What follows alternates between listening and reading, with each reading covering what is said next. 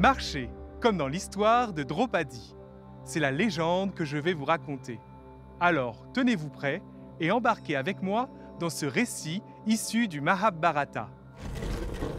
Un jour, en Inde, un roi, le voici, il se dirige d'un bon pas vers l'autel du dieu du feu. Pour vaincre son ennemi juré, il veut un fils puissant. Et pour cela, il commence un rituel sacré. Voilà que deux êtres émergent de l'autel en feu. Un fils, le guerrier tant attendu, et une fille rayonnante qu'il nomme Draupadi. Les années passent et le roi veut trouver pour sa fille un époux digne d'elle.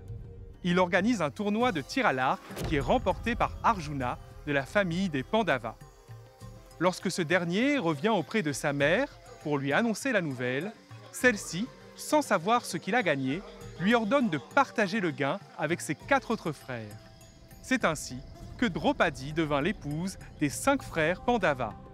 Une situation qui va rendre jaloux les cousins des Pandavas, les Kauravas. Un jour, les Kauravas vont tendre un piège à l'aîné des Pandavas. Il l'invite à jouer à un jeu de dés truqué.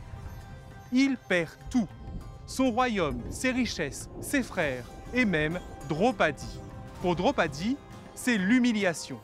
Pour laver son honneur, les Pandavas déclarent la guerre aux Kauravas. Elle sera remportée au bout de 13 ans par les Pandavas. Mais après cette victoire, des murmures s'élèvent. Draupadi a été offerte au jeu de dés, humiliée, maltraitée. Est-elle toujours pure?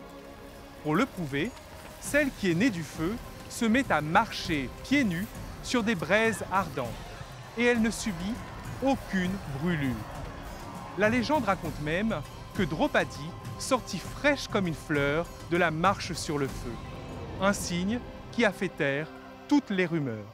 Ainsi, après de nombreuses épreuves, Draupadi a prouvé à tous sa fidélité et sa vertu en marchant sur le feu.